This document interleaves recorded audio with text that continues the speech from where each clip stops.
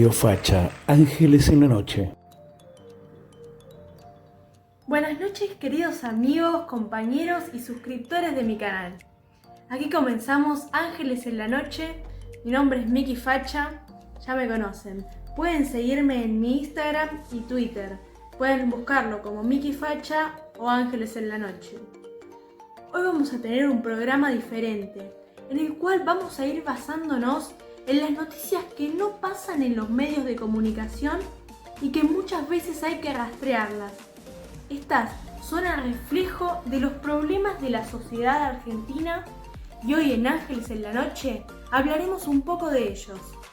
Primero, vamos a analizar en forma objetiva todos los hechos de violencia que viven los niños, los adolescentes, las mujeres, los hombres y los abuelos. La violencia no diferencia géneros, tampoco edades, y debemos comprender de que no existe solamente la violencia física que en general puede desencadenar en un femicidio o un parricidio.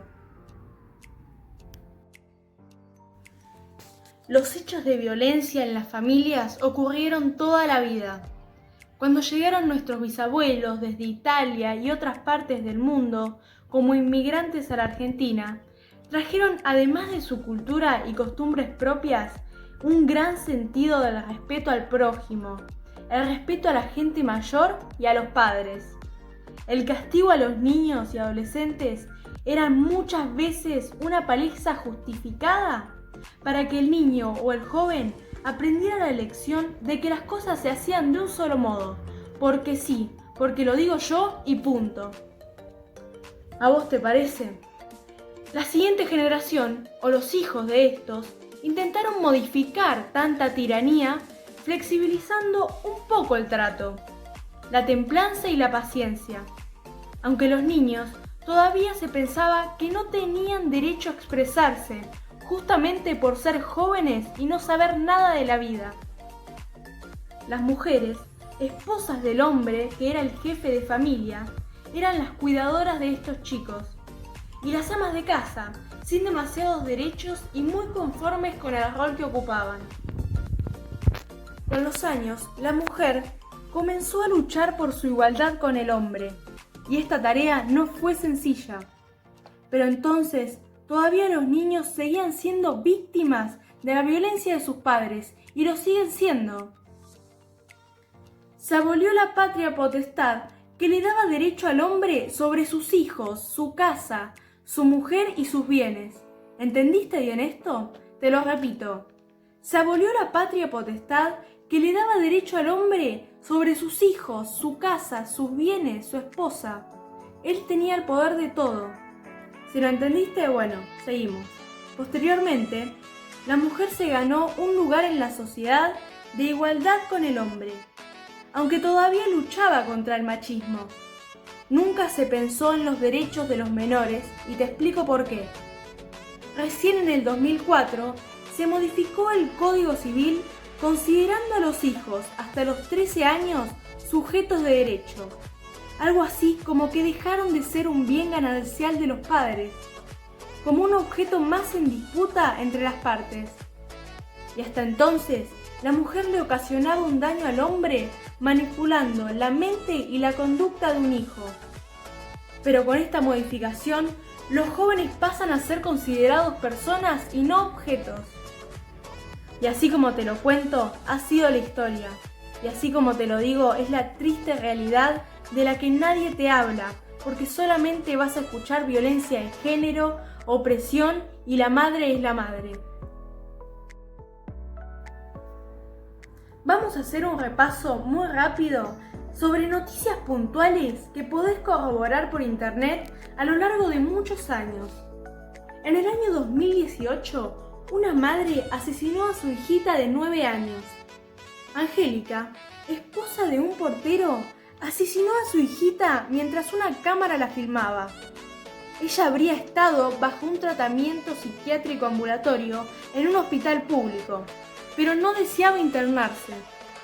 Efectivos de la policía de la ciudad la detuvieron y fue acusada de degollar a su hija en plena calle.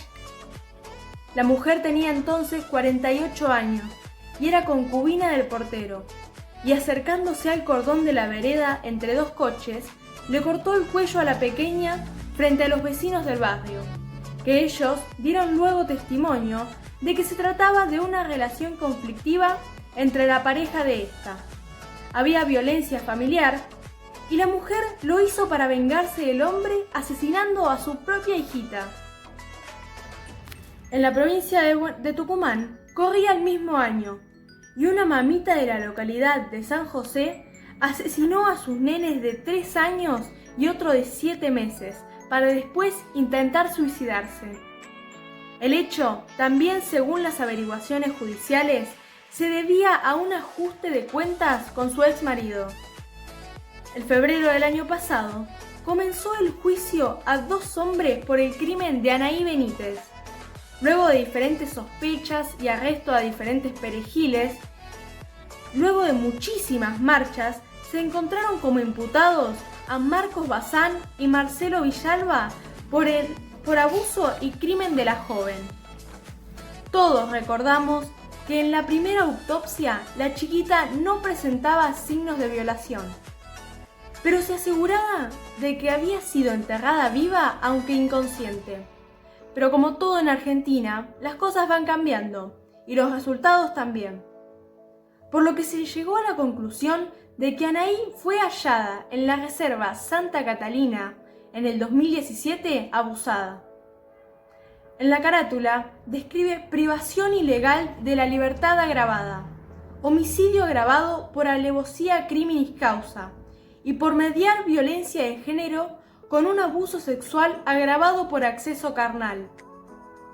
Finalmente, ya pueden asegurar de que Anaí salió de su casa con destino al Parque Barón, para caminar unas cuadras hacia el Parque Municipal Eva Perón, donde se encontró con alguno de los autores a quien conocía o tal vez le interceptaron y la llevaron al lugar donde se cometieron los crímenes. La chica fue encontrada desnuda con lesiones cortantes en la cabeza, golpes y muerte con asfixia, por sofocamiento en un intento de ataque sexual para posteriormente enterrarla y esconder su cuerpo. Te cuento otro caso. Todos conocemos el caso de Anaí Galarza, una joven de 19 años que le pegó un tiro por accidente en la espalda a su marido, llamado Fernando Pastorizo, pero luego nuevamente le pegó un tiro accidentalmente, quitándole la vida. Esta chica fue condenada a cadena perpetua con el delito de homicidio agravado por el vínculo amoroso y el uso de un arma de fuego. Todavía hay mujeres que defienden su proceder. Cambiando de tema a otra noticia, el año pasado, en agosto del 2019, una mujer le corta el pene a su pareja acusándolo de abusar de su hija. El hecho, si bien fue de gravedad, no derivó en ninguna operación de restitución ni extirpación del miembro masculino. Sin embargo, la madre de la agresora, Daniela Herrera, defiende ante los medios y ante la justicia con las siguientes preguntas. ¿Quién es realmente la víctima? ¿Merece estar en prisión mi hija por intentar asesinar a un violador?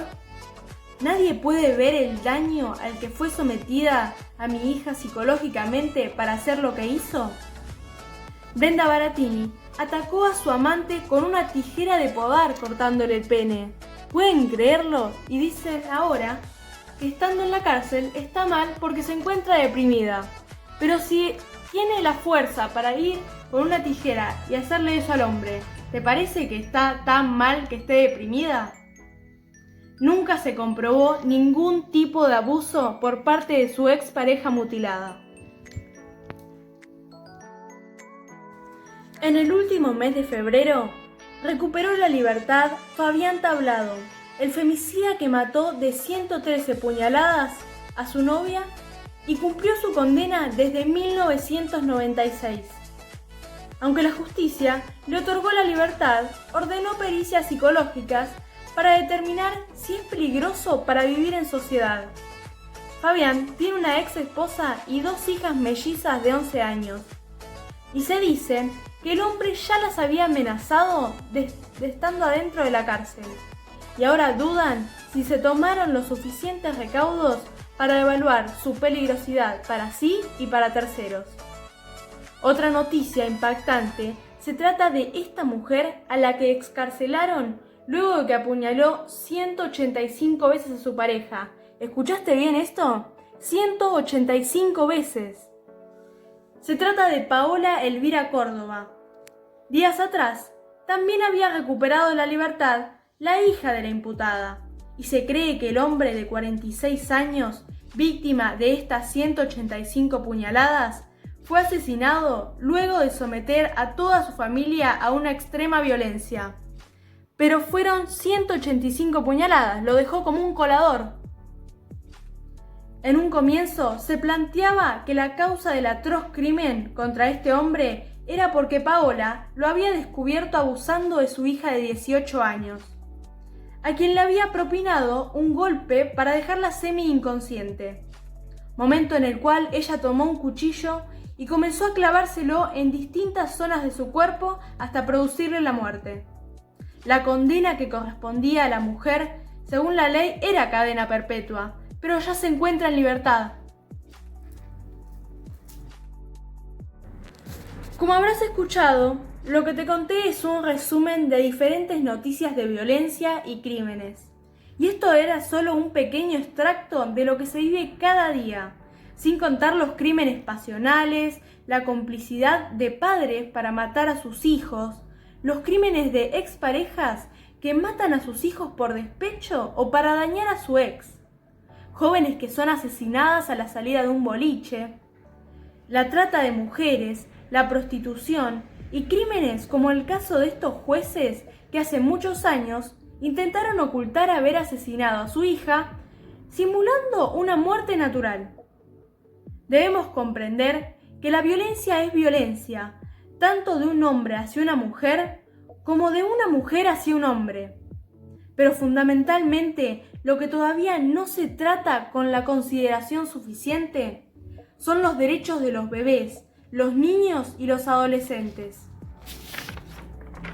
En un país donde se pretende legalizar la muerte de los niños por nacer, se pasa por alto los derechos de los niños asesinados que merecen una justicia implacable aunque se trate de los padres, y merecen ya nunca más ser medios de negociación y utilización de parejas en conflicto o en medio de una separación. Si bien, como te contaba al principio, históricamente venimos de costumbres donde la violencia existía en cada casa como algo normal y bien visto. Con los años hemos logrado evolucionar como seres humanos, reconociendo que la violencia verbal de una mujer hacia un hombre desencadena una violencia física, y a su vez la violencia física desencadena un femicidio.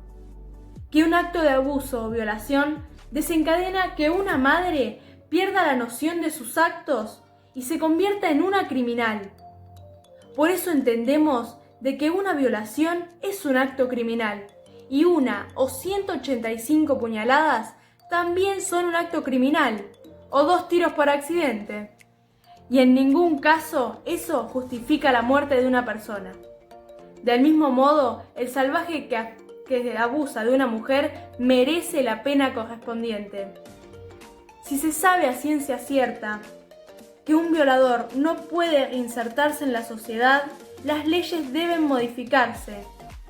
Y respetando las garantías constitucionales del individuo que cumplió condena, también deben garantizarse las garantías constitucionales de la sociedad frente a un ex convicto que debe ser sometido a un proceso de castración química o bien ser evaluado por la justicia toda la vida.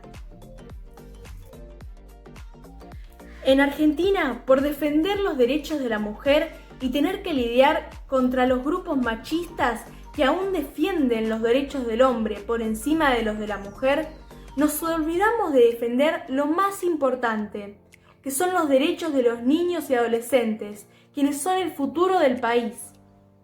Son las próximas generaciones que deberán recuperar los valores humanos de nuestros bisabuelos, pero a la vez continuar evolucionando en la defensa de los derechos humanos de todos por igual.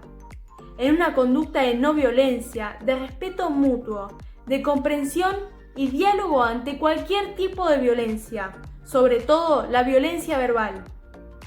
Todavía nos queda como sociedad educar a esas madres que tienen 3, 4, 6 hijos y dicen que con total desparpajo que no tienen tiempo para dedicarles. Pero sí tienen tiempo para copular con sus parejas, bueno, y digo parejas porque se separan y siguen teniendo hijos. Pero claro, hoy todo se arregla con un aborto, ¿no? Debemos educar a los hombres para que recuperen la caballerosidad y los principios de nuestros abuelos. Debemos educar para que, si llevan gorra, galera o sin ella, transiten por la vida con un respeto incorruptible y una conducta de bien sin perder el horizonte. Y además recuperar el concepto de la unión familiar, el casamiento para toda la vida y el hogar bien constituido. Ojalá pudiéramos decir que vamos por buen camino, pero desgraciadamente, si no reflexionamos un poco, y partiendo por no asesinar a los niños por nacer, para luego no respetar ni sus derechos como personas, terminaremos creando los monstruos del mañana. Cambiamos de tema y te dejo pensando en lo irracional que se ve el pueblo argentino haciendo empatía desde diferentes ángulos cuando hablamos de la oposición del gobierno de turno. Reconocemos recién ahora que estamos en medio de una pandemia que los políticos de los últimos 30 años se olvidaron de la salud pública. Se la robaron toda. Dejaron de ayudar a hospitales públicos para luego abandonarlos y dejarlos desprovistos de todo lo necesario para atender las necesidades en los diferentes distritos de la provincia de Buenos Aires y la capital. Criticamos a De la Rúa, criticamos mucho antes a Alfonsín con su hiperinflación, criticamos a Cristina Fernández con sus terribles errores, su soberbia y el vaciamiento. Criticamos los 4 años de Macri, un empresario que pusimos para poder derrotar a Cristina, aún sabiendo que iba a beneficiar a los ricos, olvidándose de la clase media baja y aumentando los indigentes. Lo soportamos todo, y ahora nos llegó el coronavirus para que tomemos conciencia de que la salud pública y la elección del presidente Alberto Fernández por priorizar la vida es lo más sagrado que puede tener una persona sobre la economía. Fue la decisión correcta. Nuevamente tenemos que escuchar los insólitos reclamos y explicaciones nefastas de los terratenientes productores que no comprenden que después de 4 años de enriquecimiento hay que volver a nivelar la balanza, devolviéndole a los pobres la dignidad del trabajo, a los trabajadores la dignidad de un salario bien merecido, y de este modo hacer circular el consumo para recuperar la economía de la Argentina, endeudada por más de 100 años, gracias a quién, a todos nosotros. Macri tomó la decisión, la herencia pesada también existía de mucho antes, y los boludos que elegimos durante 30 años, ¿quiénes serían nuestros gobernantes? Es decir, quienes nos representan, adivinen quiénes fuimos, nosotros, todo el pueblo. Ahora con responsabilidad debemos aceptar las decisiones bien tomadas por nuestro presidente Alberto Fernández. Cuidar, preservar y mantener la comunicación directa con el presidente, aprovechando que tenemos una persona abierta a escucharnos.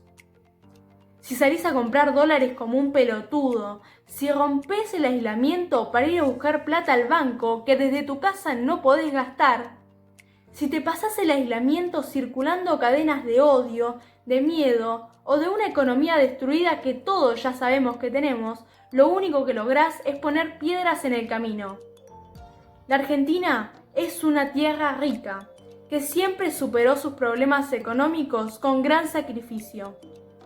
Esta vez tenemos que salir adelante poniendo un poco de todos, porque siempre es el trabajador, es el que paga las cuentas y es el momento de pensar no solo en el indigente, sino también en el que se levanta a la mañana para producir o para realizar una tarea imprescindible y no merece tener nunca más un salario mediocre para sacar adelante los errores del pasado. Queridos amigos, los invito a suscribirse a mi canal de YouTube para que les llegue un aviso cada vez que subo una nueva publicación. Pero también no dejes de suscribirte y seguirme en mi Instagram, mi cuenta es MikiFacha. Les dejo un abrazo grande a todos y a pensar mucho. Un agradecimiento especial al señor Guillermo Viñuales, que nunca para y sigue poniendo el cuerpo siempre, a favor de los necesitados, de los sin techo, de los merenderos y acompañando siempre el deporte, la cultura, el trabajo y las necesidades de las escuelas públicas. Dios mediante, nos vemos la próxima semana cuando les vuelvo a decir bienvenidos a un nuevo programa de Ángeles en la Noche. Chao, chao.